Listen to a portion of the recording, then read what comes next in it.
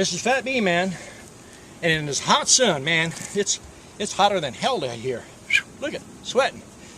What I'm going to do is show you a quick takeoff on this. This is oxalic acid vaporizing. Now there's a lot of pros and cons about it. If you don't want to lose your bees, this is the way to go. The fogging, mineral oil, is safe. It's just like this. Oxalic acid containing rhubarb and a lot of your green vegetables. It doesn't hurt the bees. The only thing I would do is I would vaporize this. I'd never mix it with sugar water and dribble it.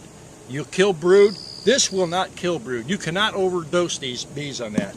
And what we're going to do is we're going to give this thing a treatment. This thing here is basically 100% mite kill. On the fogging, 50 to 60%. This will kill trachea mites, kills varroa mites. You can do it with the brood in the hive, with the honey in the hive, open honey, sealed honey. It doesn't make a difference. If you do this, you're going to have your numbers for losses for the winter in the low single digits. Now, I run several hives at one location, and I run a lot of hives at my house. It's a learning yard, and an average year is 1 to 2% losses for the winter. Now, sometimes that's good, sometimes bad, but I'm dealing with a lot of students, so they're here to learn. If they bump a queen in August, September, they never build back, you're going to have losses. But on my out yards, I hardly ever lose a bee. It's a little bit more expensive. I sell these on my web page. I got a man local, he makes these things, a machinist. These are 175 bucks. Value one in your hives. What's a hive worth? If you're not losing bees and you don't want to change to small cell, this will get rid of your mites. Now I got an old vitamin bottle here I use to carry oxalic acid in. And what I'm going to do is get my scooper, and this scoop comes right with the unit. Now my unit is 5 years old, and I use it pretty much on a regular basis. I'll put one applicator in there. I'm going to close this up so I don't get clumsy. Now I use an old t-shirt, and what you want to do is stick the vaporizer into the hive slowly so you don't crush the bees. Get it about halfway, and then take your t-shirt and just kind of push it in the entrance. You see I'm not wearing gloves. These bees are nice and calm. And take your thing. It's going to take you about a minute to get that up, and when you want to check it to make sure it's working, what I usually do, I have hive top feeders on most of my hives. You'll see the vapors coming out of the top. I leave it hooked up because the unit's going to stay hot for a while. Let it cool down in the hive. The bees are going to circulate this all through the hive.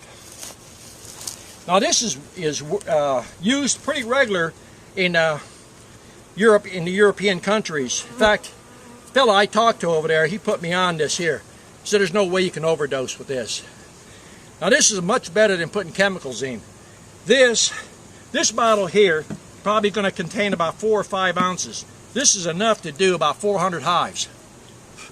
And that's better than putting strips in there for $5 or $10 a hive and having something you can't eat. Now let me see if I'm getting any vapors yet. Nope, not getting no vapors.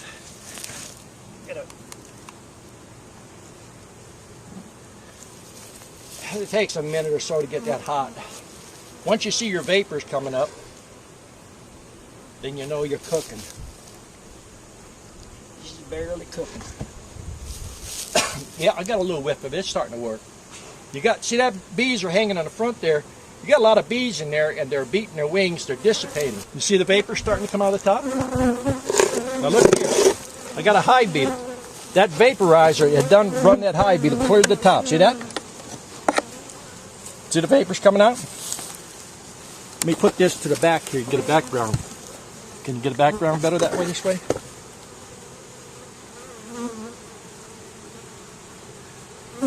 Yeah, you can see it. Okay.